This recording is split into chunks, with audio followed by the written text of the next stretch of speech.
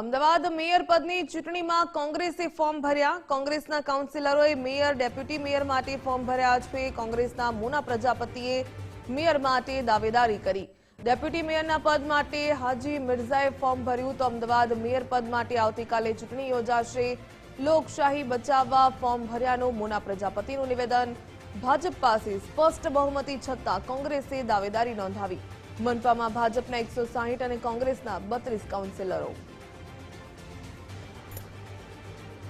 વધુ વિગત મેળવીએ સંવાદદાતા રીમા દોશી પાસેથી। રીમા, ભાજપની પાસે અમદાવાદમાં સ્પષ્ટ બહુમતી છે છતાં પણ કોંગ્રેસના કાઉન્સિલરે દાવેદારી કરી છે। આ સંદર્ભે શું વિગત મળી રહી છે? ચોક્કસથી ખાસ તો વાત કરીએ તો આવતીકાલે અમદાવાદ મહાનગરપાલિકાના મહત્વના 5 હોદ્દેદારોની નિયુક્તિ થવાની છે।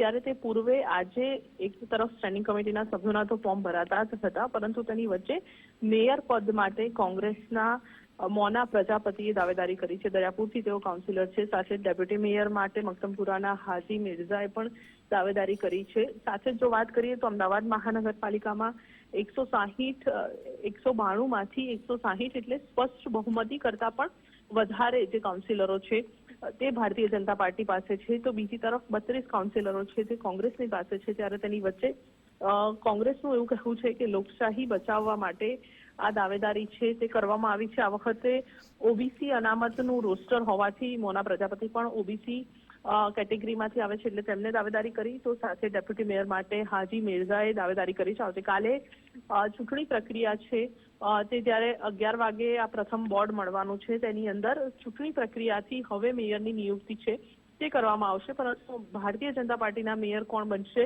તેની સ્પષ્ટતા આવતીકાલે સવારે 10 વાગે જે પ્રથમ એજન્ડા બેઠક મળવાની છે ભારતીય જનતા પાર્ટીની તેમાં જ થશે। જી ધન્યવાદ જાણકારી બદલ।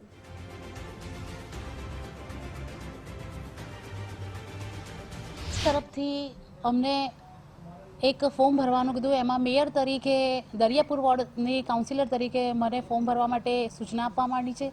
મારા સાથી કાઉન્સિલર હાજીભાઈ છે એ ડેપ્યુટી મેયર તરીકે ફોર્મ ભરવાના છે।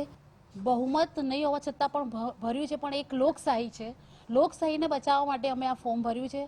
જો ચોક્કસ કોર્પોરેટરના આશીર્વાદ હશે તો અમે બહુમત ચૂંટાઈશું અને કોંગ્રેસ પક્ષમાંથી મેયર બેસશે।